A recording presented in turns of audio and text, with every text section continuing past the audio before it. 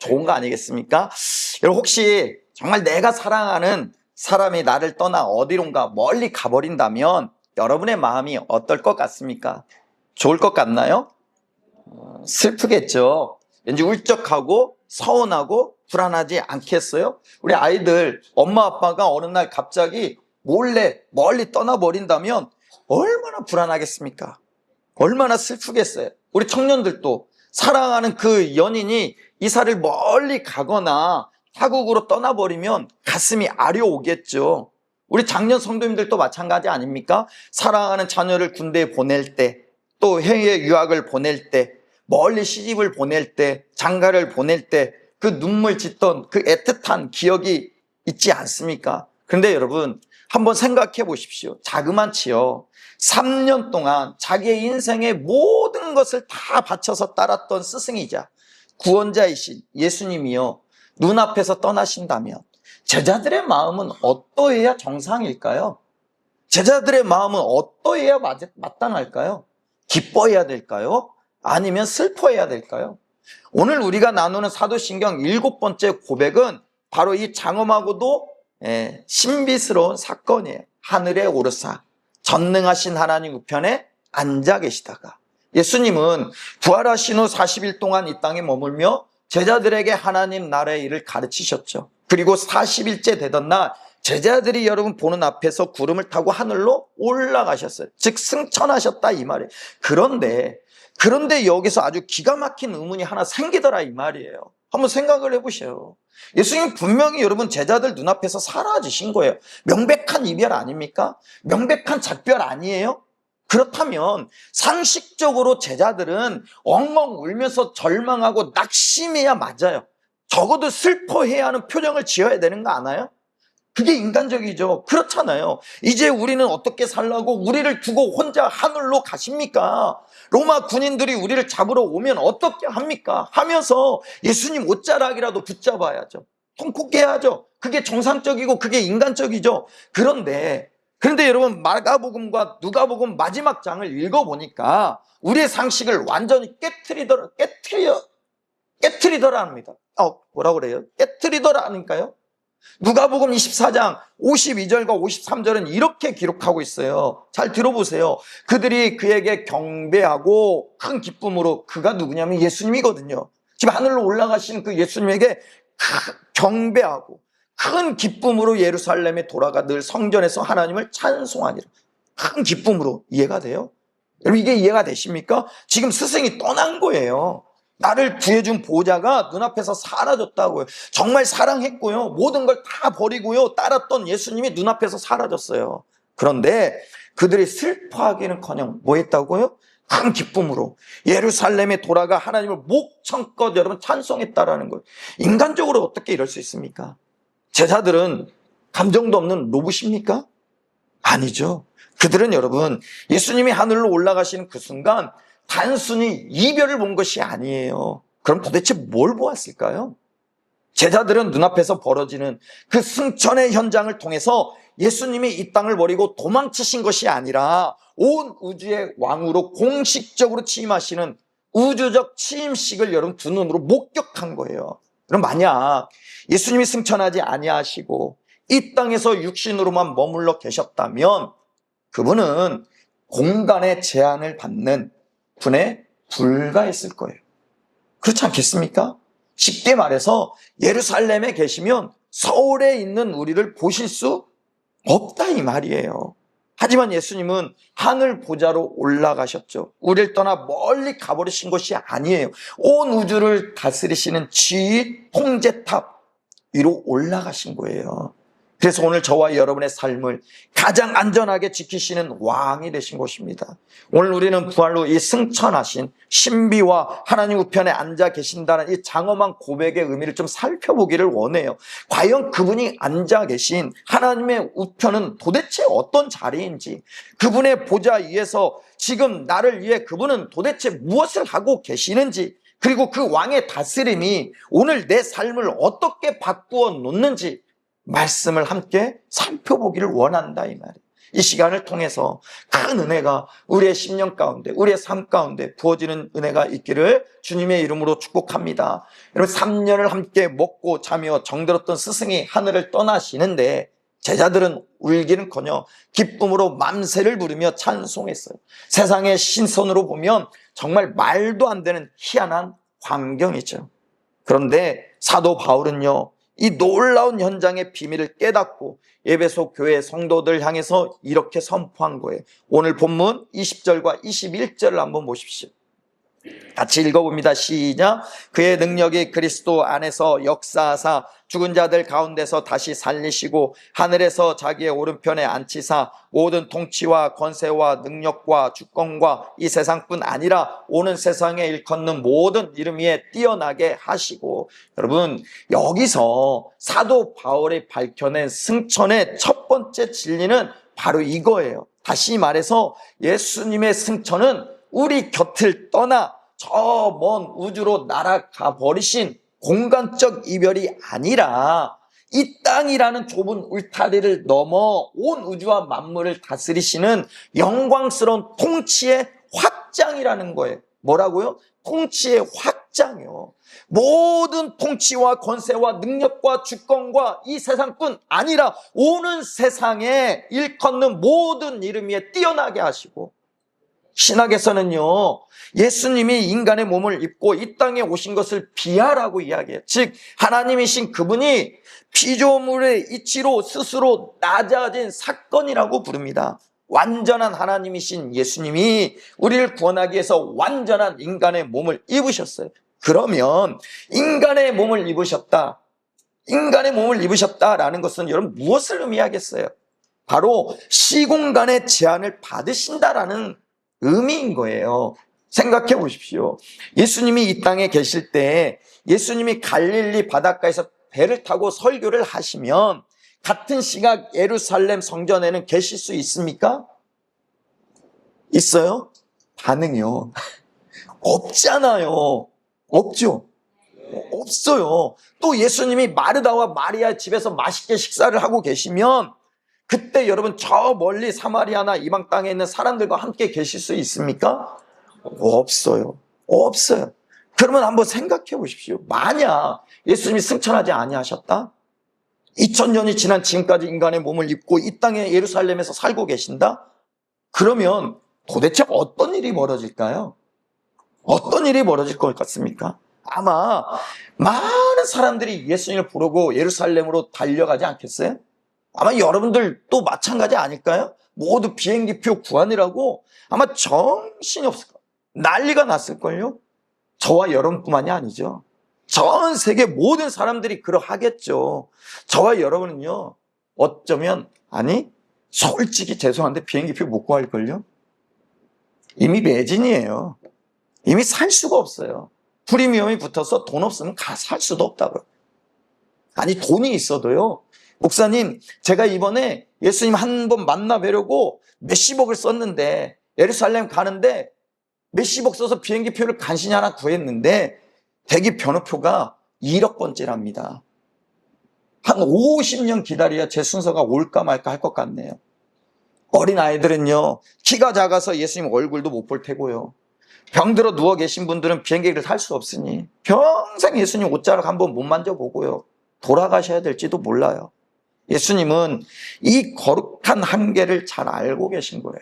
알고 계셨어요. 그래서 요한복음 16장 7절에서 제자들에게 이렇게 놀라운 선언을 하신 거예요. 내가 너희에게 실상을 말하노니, 진짜를 말하노니, 내가 떠나는 것이 너희에게 유익이라.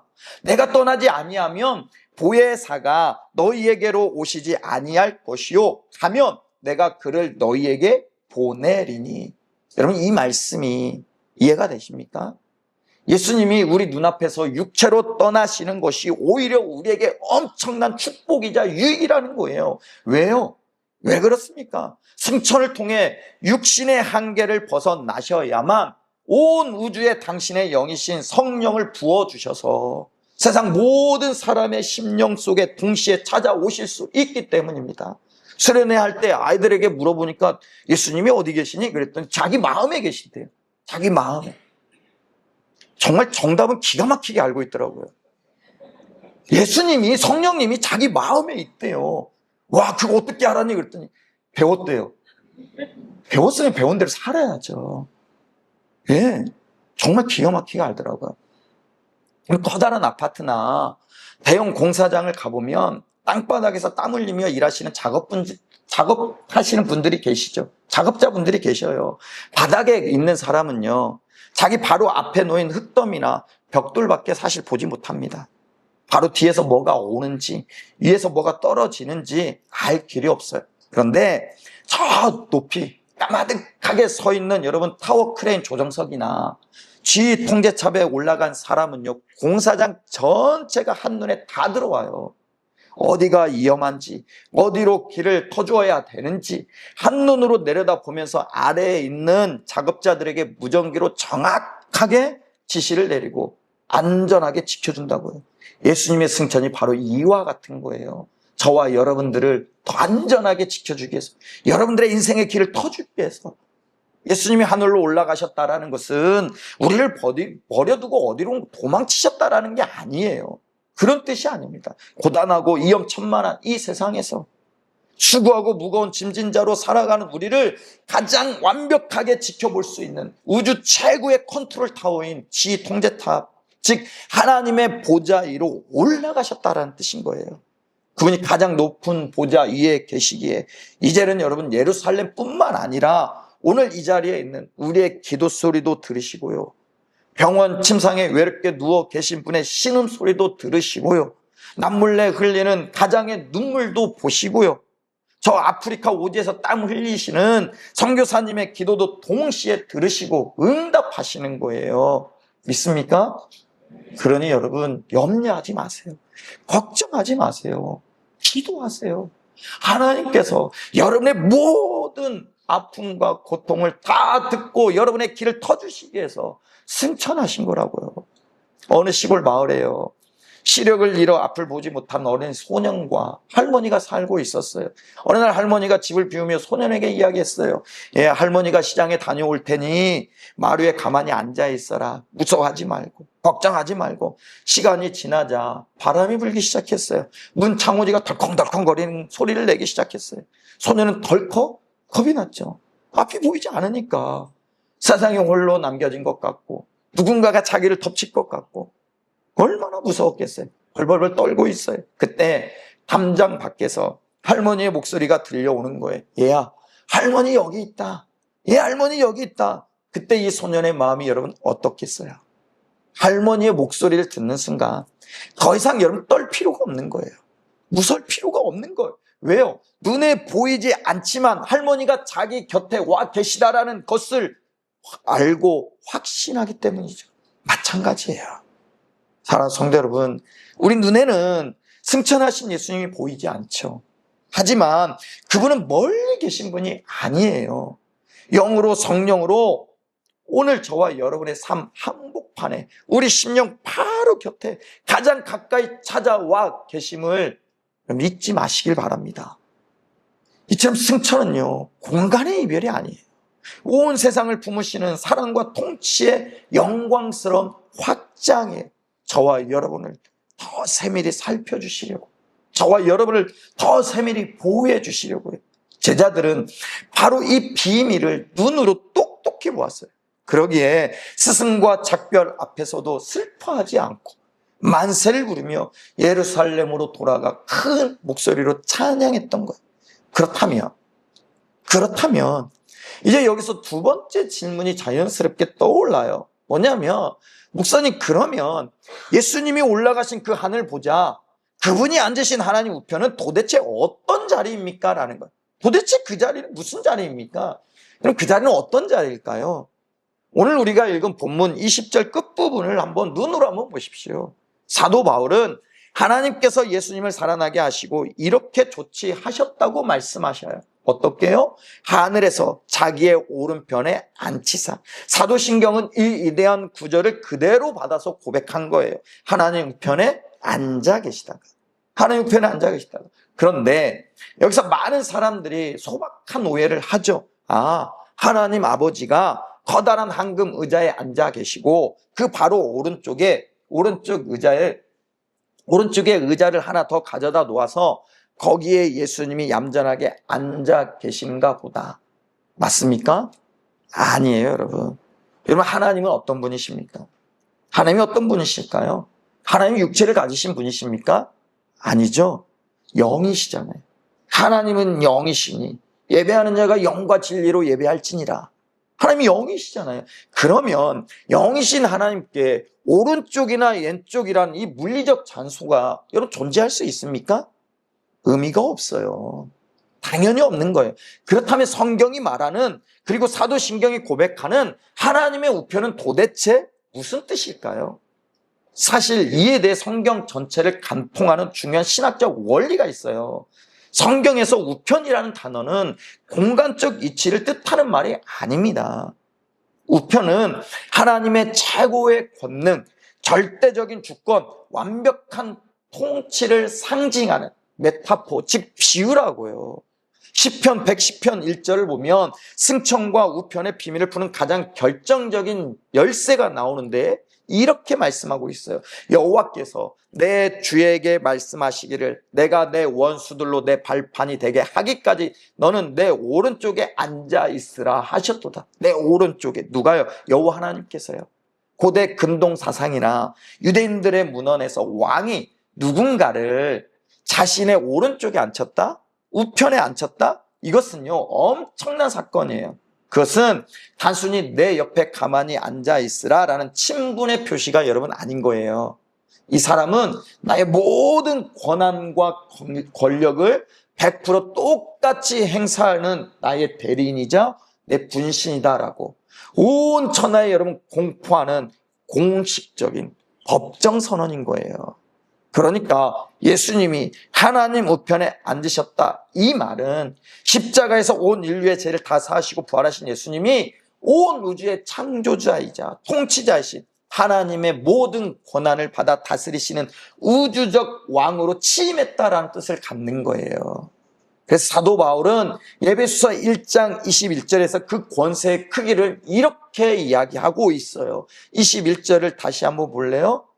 21절을 한번 봅시다. 같이 있습니다. 시작. 모든 통치와 권세와 능력과 주권과 이 세상뿐 아니라 오는 세상에 일컫는 모든 이름 위에 뛰어나게 하시고. 여러분, 이것은 이 땅의 그 어떤 정치가나 사탄, 마귀의 그 어떤 어둠의 세력도 오늘 하늘 보좌 우편에 앉으신 예수 그리스도의 이름 아래 굴복하지 않을 수 없다라는 완벽한 승리의 선포인 거예요. 조선시대의 왕이요, 나라를 다스릴 때 탐감 오리들이 백성들을 괴롭히고 사기꾼들이 활개치는 지방으로 누굴 내려보내죠. 누굴 내려보낼까요? 네?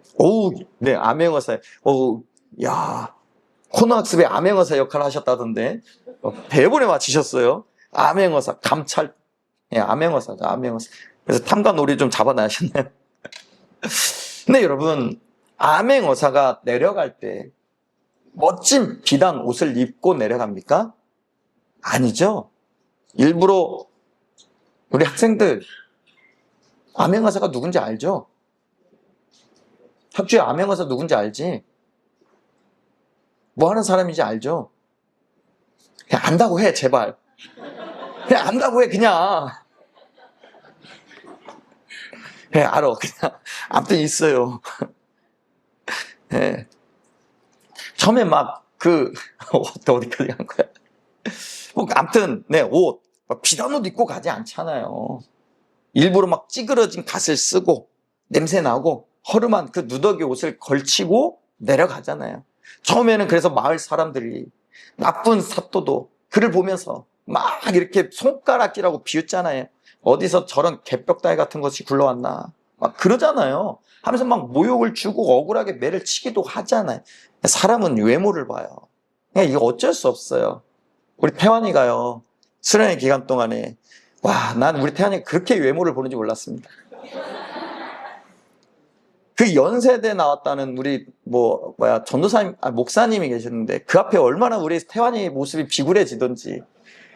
야, 나도 대학원 나왔고 내가 진짜 박사학위 안 받아서 안 받은 거지. 야, 내 참 아무튼요, 사람 외모를 보잖아요. 암행어사가 그런 모습으로 가니까 이 사또들이, 그 동네 사람들이 막 무시한단 말이에요. 막 하면서 막 억울하게 매를 치기도 하잖아요. 하지만 마침내 여러분 때가 오면 그 허름한 옷을 입었던 사람이 몸에서 뭘 꺼내요? 예, 맞아요. 왕의 도장이 선명하게 새겨진 동그란 마패를 높이 들어 올리는 거예요. 그리고 뭐라고 외칩니까? 암행어사 출두요 그러잖아요. 그 순간 나쁜 사또와 악한 관리들이 어떻게 돼요? 막 사색이 되어서 바닥에 넙죽 엎드리잖아요. 벌벌 떨면서 막 주저앉잖아요. 왜요? 허름한 누더기를 입고 모욕당하던 그 사람이 사실은 왕의 모든 권한을 100% 이임받은 왕의 대리인이라는 사실이 입증되었기 때문이죠. 여러분, 2000년 전 예수님의 첫 번째 오심이 마치 이와 같았어요. 예수님은 초라한 마구간 구에서 태어나셨죠. 가난한 목수의 아들로 사셨어요. 세상의 권력자들에게 침뱉음을 당하고 조롱을 당하셨죠. 마침내 십자가에서 옷이 벗겨진 채 가장 비참하게 죽어가셨어요. 세상은 저자가 무슨 하나님의 아들이냐며 비웃었어요. 하지만 하나님 아버지는 그분을 무덤 속에서 그냥 두지 아니하셨어요. 부활시키셨어요. 다시 살리셨어요. 뿐만 아니라 하늘로 올리셔서 우주의 마패이자 최고의 권능이신 하나님의 우편의 자리에 앉히신 거예요. 그리고 온 우주와 전사들과 사단 마귀 앞에서 우렁차게 선포하신 거예요. 보아라, 너희가 십자가에 못 박아 죽였던 이 예수가 바로 온 우주의 만왕의 왕이자 만주의 주이다. 모든 무릎을 그의 이름 앞에 꿇어라 라고 말씀하신 거예요. 오늘 우리가 예배하는 예수님은 십자가에서 무기력하게 피 흘리며 돌아가신 여러분, 과거의 인물로 끝나는 것이 아닙니다. 지금 이 순간에도 하나님의 전능하신 권능을 주시고 만물을 호령하시는 승리자 예수 그리스도이심을 가슴 깊이 새기시기를 주님의 이름으로 축복합니다. 세상의 권력은 아무리 강해도요, 결국 유한하고 무너집니다. 역사적으로 전 세계를 호령했던 위대한 정복자 알렉산더 대왕도, 나폴레옹도, 로마의 황제들도 다 마찬가지였어요.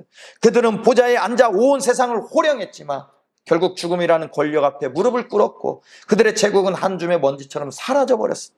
하지만 하늘 우편에 앉으신 우리 주 예수 그리스도의 보좌는 영원히 여러분 흔들리지 않습니다. 그 하나님을 신뢰할 수 있기를 바라요. 영국의 위대한 국왕이었던 크누트라는 왕을 알고 계십니까? 크누트라는 대왕이라는 인물을 여러분 알고 계시나요?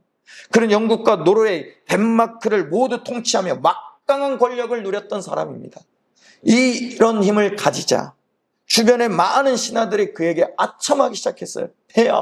폐하의 권력은 지대합니다. 폐하의 권력은 이 세상의 모든 만물이 폐하의 명령에 복종할 것입니다. 신하들의 아첨이 도를 넘어서기 시작했어요. 그러자 이 쿠누트 왕은 신하들에게 바다로 의자를 하나 가져오라고 명령합니다. 신하들이 바다의 모래 그 사장에 왕의 의자를 놓자 왕은 거기 앉아 밀려오는 바닷물을 향해 이렇게 호통을 칩니다. 바다야, 나를 향해 밀려오지 마라. 바다야, 나를 향해 밀려오지 마라. 내 땅과 내 옷을 적시지 말아라. 여러분, 어떻게 되었을까요? 바다가 가만히 있었을까요? 바닷물은 왕의 명령 따위에 아랑곳하지 아니하고 밀려 들어와서 왕의 발과 옷자락을 흠뻑 적셔버렸어요. 왕은 의자에 일어나 왕관을 벗어 손에 들고 아첨하던 신하들을 돌아보며 이렇게 말했다고 합니다. 자, 똑똑히 보아라. 인간 왕의 권력이란 이렇게 보잘것없는 것이다. 오직 하늘과 땅과 바다를 창조하시고 그 보좌 우편에서 다스리시는 하나님과 예수 그리스도만이 참된 왕이시다. 그리고 그 크누트 왕은요, 그날 이후 다시는 왕관을 쓰지 않았대요. 왕관을 쓰지 않고 그 왕관을 뚝 머리에서 떼어서 성당의 십자가 예수님 머리에 걸어 두었다고 합니다. 여러분, 그렇습니다. 세상의 돈도, 세상의 권력도, 세상의 학벌도, 세상의 어떤 자리도 우리를 영원히 지켜줄 수 없어요. 영원히 지켜줄 수 있는 게 아니에요. 오직 예수님만이 전능하신 하나님 보좌 우편에 앉으셔서 온 우주를 주관하시는 예수 그리스도만이 우리의 참된 왕이 되심을 믿을 수 있기를 바랍니다. 그분이 우리를 지켜주신다. 그분이 우리를 보호하신다. 그러니 염려하지 마시고 염려 대신 기도하시기 바랍니다. 근데 여기서 또 한 가지 의문이 생겨나죠. 목사님, 예수님이 전능하신 권능을 가지고 하나님 보좌 우편에 왕으로 앉으셨다는 거 정말 좋습니다. 정말 좋은 일이네요. 그런데 그 높고 높은 보좌 위에서 그분은 과연 오늘 시달리고 고단한 나를 위해서 도대체 무엇을 하고 계십니까? 라는 거예요. 기도해도 기도에 응답하지 않는 것 같은데 도대체 뭘 하고 계시는 겁니까? 여러분, 예수님 거기서 도대체 뭘 하고 계실까요? 이에 대해 성경은 우리에게 아주 놀라운 소식을 전해줘요. 온 우주의 왕이신 예수님은 보좌 위에서 한시도 쉬지 아니하시고 저와 여러분을 위해서 일하고 계십니다. 이것을 그리스도의 현재적 사역이라고 이야기합니다. 오늘 본문 말씀 22절과 23절을 한번 보실래요? 22절과 23절 같이 있습니다. 시작. 또 만물을 그의 발 아래에 복종하게 하시고 그를 만물 위에 교회의 머리로 삼으셨느니라. 교회는 그의 몸이니 만물 안에서 만물을 충만하게 하시니 이는 충만함이니라. 지금 승천하셔서 하늘 보좌 우편에 계신 주님은 저와 여러분을 위해서 무엇을 행하고 계실까요? 첫 번째는 바로 우리 주님이 교회의 머리가 되셔서 오늘 우리를 보호하시고 생명을 공급하고 계신다는 거예요. 여러분, 여러분을 보호하고 여러분의 생명을 공급하고 계시는 것이 이 세상의 돈이 아니에요. 이 세상의 권력이 아니에요. 여러분이 가지고 있는 지혜가 아니에요. 우리 하나님이시라고. 본문은 예수님이 만물 위에 계시며 특별히 교회의 머리가 되셨다라고 선포하잖아요. 여러분, 머리와 몸의 관계를 한번 생각해 보시라고요. 머리는 몸의 모든 세포와 장기에 명령을 내려요. 그리고 그 위험이 찾아오면 온 몸을 지키기 위해서 가장 먼저 반응을 한다고요. 몸에 상처가 나면 머리는 즉시 통증을 느껴요. 몸에 상처가 나는데 통증을 못 느껴요? 내가 망가진 거예요. 통증을 느끼고 치료할 수 있도록 온몸의 신경을 가동시킨다고요. 이것이 무엇을 의미하겠어요? 오늘 이 자리에 모인 여러분 모두는 예수 그리스도의 몸 아닙니까? 성경은 말하잖아요. 우리 모두 예수 그리스도의 몸이래요. 그리고 하늘 보좌 우편에 계신 예수님은 우리의 머리시라고 말씀하잖아요. 머리 대신 주님이 높은 보좌 위에 계시기에 세상의 그 어떤 어둠의 세력도 몸된 교회를 여러분 함부로 무너뜨릴 수가 없어요. 내가 아플 때 머리 대신 주님이 그 통증을 아시겠죠? 모르실까요? 그 우리가 그의 몸이 아니든지 그분이 우리의 머리가 아니든지 둘 중 아니겠어요? 우리의 아픔을 당연히 그분이 아시겠죠. 우리 교회가 고난을 겪을 때 머리 대신 주님이 그 아픔을 함께 느끼시겠죠. 왜요? 그분이 우리의 머리시니까요. 우리는 그분의 몸이니까요. 그리고 보좌로부터 끊임없이 신령한 은혜와 생명의 그 수분을 우리 몸으로 공급해 주시는 거예요. 이게 여러분 얼마나 감사한 일입니까? 뭘 그렇게 염려하십니까? 뭘 그렇게 걱정하십니까? 두 번째로 보좌 우편에 계신 주님은 사단 마귀의 모임으로부터 우리를 지키시는 하늘 법정의 변호사로 일하고 계시요. 살면서 누군가에게 억울한 모함을 받아본 적 있죠? 부부관계도 그렇잖아요. 내가 하지 않은 말을 했다고 계속 우기는 말에 속상해가지고 아니다고 그게 생각이 안 나. 그 말 밤에 생각이 날 때까지 잠이 안 와. 내가 하지도 않은 말 때문에 오해를 받고 손가락질 당하면 밤에 잠도 오지 않고 가슴이 막 터질 것 같잖아요. 그런데 영적인 세계에서 똑같은 일이 벌어져요. 성경을 보면 사탄 마귀의 별명이 여러분 뭔지 아십니까? 참소하는 자예요. 참소하는 자. 사단은 끊임없이 하나님 법정 앞에서 저와 여러분을 모함하고 고발한다고요. 하나님, 저 따뜻한 교회 아무개 집사 한번 보십시오. 저 따뜻한 교회 빡빡이 머리 한번 보십시오. 주일날에는 거룩하게 예배드린 척 하더니 평일에는 또 남을 미워하고 거짓말합니다. 그렇게 사람 외모로 보지 말라고 했는데 그렇게 외모로 봅니다. 미안하다. 저런 인간이 이거 그냥 미안해요. 저런 죄인이 어떻게 하나님의 자녀입니까? 이거 내가 하는 게 아니라 사단이 그런다고요. 자녀입니까? 당장 심판을 내려셔야 마땅한 거 아닙니까? 사단의 고발이 틀린 말일까요? 여러분, 사탄의 고발이 틀린 말일까요? 아니에요, 여러분. 틀린 말이 아닙니다. 맞는 말이죠. 실제로 우리는 또 죄를 짓고 무너져요.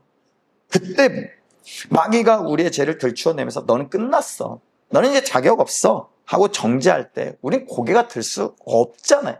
고개를 들 수가 없잖아요. 죄책감 때문에 바로 그 순간 하나님 우편에 앉아 계신 예수님이 법정 변호사처럼 자리에서 일어서시는 거예요. 요한일서 2장 1절은 이 놀라운 광경을 이렇게 증언하고 있어요. 만일 누가 죄를 범하여도 아버지 앞에서 우리에게 대언자가 있으니, 즉 다시 말해서 변호사가 있으니 곧 의로우신 예수 그리스도, 그 의로우신 예수 그리스도시라. 예수님은요, 하나님 앞에서 당신의 못자국 난 두 손을 펼치시며 우리를 위해서 변호하시는 거예요. 아버지, 저 아무개 집사, 저 따뜻한 게 빡빡이 머리, 연약하여 또 죄를 범하는 것은 맞아요. 맞습니다. 그러나 저 집사, 저 빡빡이 머리, 모든 죄와 허물값은, 뭐 이상한 말 했나요? 모든 죄와 허물값은 내가 2000년 전 이미 십자가에서 피 흘려 100% 다 완불했습니다. 내 피를 봐서 저 집사를, 저 빡빡이 머리를 용서하시고 다시 품어주세요. 여러분, 이 완벽한 변호가 지금 이 시각에도 하늘 법정에서 울려 퍼지고 있는 거예요. 그러기에 우리가 죄님에도 불구하고 무너지지 않고 다시 일어나 은혜의 보좌로 담대히 나아갈 수 있음을 믿으시기를 바랍니다. 세 번째로 예수님은 보좌 우편에서 지금도 저와 여러분을 위해서 눈물로 중보 기도를 드리고 계신데요. 로마서 8장 34절은 이렇게 이야기합니다. 누가 정죄하리요? 죽으실 뿐 아니라 다시 살아나신 이는 그리스도 예수시니 그는 하나님 우편에 계신 자요 우리를 위하여 간구하시는 자신이라. 우리를 위하여 간구하시는 자신이라. 여러분, 이 말씀이 너무 좋지 않습니까? 가슴이 뭉클해지지 않습니까? 아, 나를 위하여 기도하시는구나. 우리 주님이, 예수님은 보좌 우편에 뒷짐을 지고 가만히 계신 것이 아니에요. 우리를 위하여 간구하시는 분이십니다. 우린 살아가면서 아무도 내 사정을 몰라준다, 나는 참 외롭다라고 한탄할 때가 있어요. 내 깊은 고통을 친구도 모르고 남편도 모르고 아내도 모르고 자식 새끼들도 몰라주어서 홀로 불 꺼진 방에 눈물 흘릴 때가 있습니다. 하지만 여러분, 절대로 착각하지 마세요. 여러분은 혼자가 아니에요. 여러분이 너무 지쳐서 기도가 나오지 않을 때, 병상에서 고통스러워 신음하고 있을 때, 인생의 그 밤길을 걸으며 외로워할 때 하늘 보좌 우편에 계신 만왕의 왕 예수 그리스도께서 여러분의 이름을 하나하나 불러가시면서 피 맺힌 기도를 드리고 계시는 거예요. 어느 한 시골 마을에요, 연로하신 어머니와 단둘이 사는 청년이 있었어요. 어머니 평생 새벽마다 눈물로 아들의 이름을 부르며 기도하는 경건한 분이셨죠. 청년은 어머니의 기도 소리를 들으면서 자랐어요. 언제나 엄마가 나를 위해 기도해 주시니 나는 이 세상이 무섭지 않아 하면서 든든해했다고요. 그런데 어느 날 어머니가 세상을 떠나셨어요. 장례를 치르고 혼자 텅 빈 집으로 돌아온 청년은 극심한 외로움과 공포에 사로잡혔어요. 이제 나를 위해 새벽마다 눈물을 흘려 줄 어머니가 안 계시는구나. 나는 이제 이 거친 세상에 완벽하게 혼자가 되었구나. 청년은 어머니의 빈 침대에 엎드려 밤새 통곡했어요. 그렇게 절망 속에서 잠이 들었는데 그날 밤 꿈속에서 하늘문이 열리며 찬란한 빛이 비추더래요. 그리고 그 빛 가운데 하늘 보좌 우편에 앉아 계신 예수님의 모습이 보였어요. 예수님은 손에 못자국에 선명한 두 손을 모으시고 하나님 아버지를 향해 무언가 간절히 구하고 계시더랍니다. 청년이 조용히 귀를 기울여 봤더니 보좌 우편에 계신 예수님이 누구의 이름을 부르고 계시는지 아십니까? 바로 자기의 이름이더래요. 세상을 떠난 어머니 대신 그 청년 자신의 이름을 부르며 눈물로 기도하고 계시더라는 거예요. 누가요? 예수님이요. 아버지, 이 사랑하는 내 아들을 지켜주십시오. 세상에서 외로워하지 않게 하시고 내가 보좌 우편에서 끝까지 이 아이의 손을 잡아주게 해주십시오. 청년은 꿈에서 깨어나 눈물을 닦았어요. 그리고 다시는 외로워하거나 절망하지 않았대요. 나를 위해 기도해 주던 땅의 부모는 떠났을지 몰라도 온 우주의 왕이신 예수님이 하늘 보좌 우편에서 나를 위해 영원히 기도하고 계시다라는 사실을 눈으로 확인했기 때문입니다. 사랑하는 성도 여러분, 이 얼마나 가슴 뛰고 눈물겨운 은혜입니까? 우리가 바라보는 예수님은 먼 옛날 역사 속의 인도 아니고 멀리 떨어져 방관하는 무심한 신도 아닙니다. 그분은 나의 머리가 되셔서 생명을 공급하시고요. 사단의 그 참수 앞에 나를 변호하시는 위대한 변호사이시고요. 지금 이 순간에도 내 이름을 부르며 간구하시는 세상에서 가장 따뜻한 나의 왕이십니다.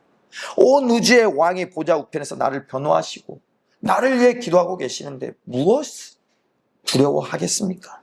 세상의 그 어떤 고난과 상실이 우리를 무너뜨릴 수 있겠습니까? 논리적으로 한번 생각해 보십시오. 그렇다면 이제 우리는 어떻게 살아가야 되겠습니까? 물론 우리가 예배당을 나서는 순간 마주해야 할 세상은 여전히 녹록하지 않습니다. 어린아이와 청소년들은 성적과 학업, 친구 관계라는 부담감을 마주해야 하고, 청년들은 좁은 그 취업문과 막막한 미래라는 벽을 마주해야 돼요. 가장들은 치솟는 물가와 불안한 그 경기 속에서 가정을 책임져야 한다라는 그 무거운 책임감 어깨에 지고 가야 되고, 존경하는 어르신들은 쇠퇴해져가는 육신의 통증과 애로움이라는 현실을 견뎌내야 합니다. 세상은 끊임없이 우리를 위협하고 조롱하죠. 너희가 믿는 예수가 왕이라고? 너희가 믿는 예수가 정말 너희를 보호해준다고? 근데 왜 너희 삶에는 아직도 문제가 그렇게 많냐? 세상은 돈과 스펙과 권력이 왕이다. 바닥을 좀 보고 살아라. 하지만 여러분, 세상의 거센 풍랑 앞에서 절대로 믿음 없는 척 살지 마십시오. 고개를 숙이지 마십시오. 왜요? 예수님은 우리의 왕이시니까요. 이 사실은 절대로 변하지 않으니까요. 이 세상의 삶이 다가 아니니까요. 스데반 집사가 자신을 향해 돌멩이가 날아오는 그 지옥 같은 여러분 현장 속에서도, 그 끔찍한 고통의 현장 속에서도 눈을 들어 하늘의 보좌 우편에 나를 위해 서 계신 예수님을 바라보았을 때 그의 얼굴이 천사처럼 빛났던 것처럼, 오늘 우리도 눈을 들어 보좌 우편의 왕을 바라볼 수 있기를 바랍니다. 우리는 외로운 고아가 아닙니다. 만물을 다스리시는 지혜 통제탑 위에 우리의 진짜 왕이 계십니다. 그분이 내 이름을 부르시며 기도하고 계시고요. 마침내 우리 인생의 모든 상실과 억울함을 찬란한 승리로 바꾸어 주실 것입니다. 사도신경의 7번째 고백, 하늘에 오르사 전능하신 하나님 우편에 앉아 계시다가라는 이 선언은 입으로 외우는 건조한 교리가 아닙니다. 이 고백은 낙심한 우리를 일으켜 세우는 하늘의 비상약이자 거친 세상을 향해 외치는 거룩한 승리의 함성이에요. 오늘 정교인 연합 예배로 함께 모여 예배하는 우리 사랑하는 성도 여러분, 우린 서로 나이도 다르고 살아온 환경도 다르지만 오직 한 분이신 왕의 다스림을 받는 하나님 나라의 거룩한 가족입니다. 더 이상 세상의 가짜 왕들에게 속지 마십시오. 오늘 당하는 잠깐의 고난과 손해 때문에 여러분의 고귀한 영혼을 낙심에 내어주지 마십시오. 왕이신 주님이 보좌 앞에서, 보좌 위에서 여러분의 손을 꽉 잡고 계십니다. 이 찬란한 하늘의 소망을 이제 좀 가슴에 영원히 지워지지 않는 글로 새기고 품고 오늘 일하는 삶의 연장 속에서 믿음을 가지고 당당하게 어깨를 좀 펴시고 이웃을 더 사랑하고 용서하고 안일함에서 거룩함의 삶을 따라가고 주님이 주신 삶을 가장 가치 있고 아름답게 살아내시기를 바랍니다. 보좌 우편에 계신 우리 왕 예수 그리스도가 마침내 저와 여러분에게 영원한 승리의 면류관을 씌워 주실 것입니다. 이 위대한 왕의 통치 아래서 날마다 승리하시는 복된 성도님들 되시기를 주님의 이름으로 간절히 축원합니다.